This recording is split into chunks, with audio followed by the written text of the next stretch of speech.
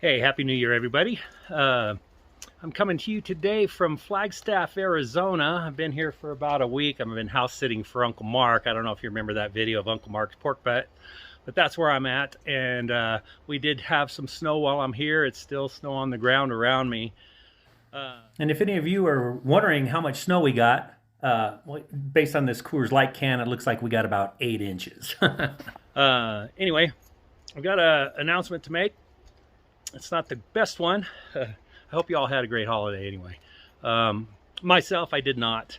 I got dealt with a sucker punch, I guess you could say.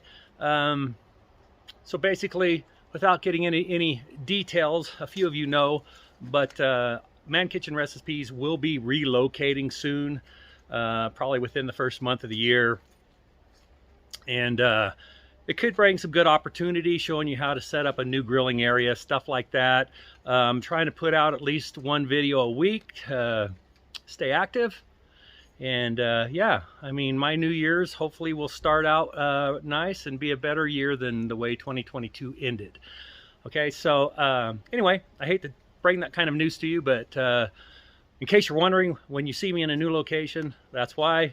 And hey, before I leave, I'm going to show you the prime rib that we smoke here over at my son's house for Christmas Day. So check this out. Okay, here you have it. This is a little over 5 pounds of prime rib. I got my meat stick thermometer in there. I'm using a Pit Boss 700D, the classic. At my son's at 250 degrees and using some Bear Mountain Bold barbecue pellets.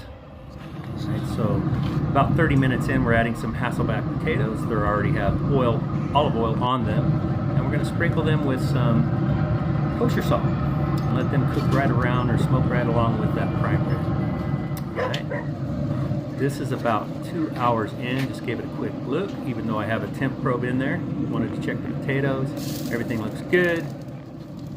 And if you don't have a meat stick, use a temp probe. You do not want to overcook your prime rib. You don't want to spend all that money for a well-done prime rib.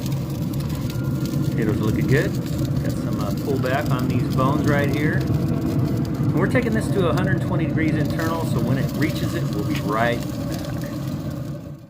All right, it's been about a little over 3 hours, 120 degrees. Meat stick says, let's eat. So. With our, look at this prime rib. With our prime rib, my son made some homemade French baguettes back there in the background. I'll take the meat stick out and tint this while the Hasselback potatoes finish. We're going to melt some cheese on it, and then we're going to add more cheese. So cheesy Hasselback potatoes. All right, it's been about 25 minutes. Look at that, nice bark. First thing we're going to do is cut the 2 bones off of this prime rib, and these 2 bones are going to be used for another meal later on in the week. And let me tell you, I've already had it and it was fantastic. Can't beat those rib bones. Look at all that meat still on there. You could just cut them and eat them like that. So let's get this thing cut open so you can see the inside. Take a slice right here off the end and look at that. That there is a perfect medium rare. Man. This prime rib was literally melt in your mouth. And here's the plate with the baguette, the Hasselback, some carrots. So good. All right, so there you go. Super simple prime rib. I mean, nothing fancy. I didn't even tie the bones. Anyway, I hope you all have a happy new year. I hope you had a safe New Year's Eve, and looking forward to bringing you some more videos. Let's go have some fun, and hopefully we'll see you on the next video.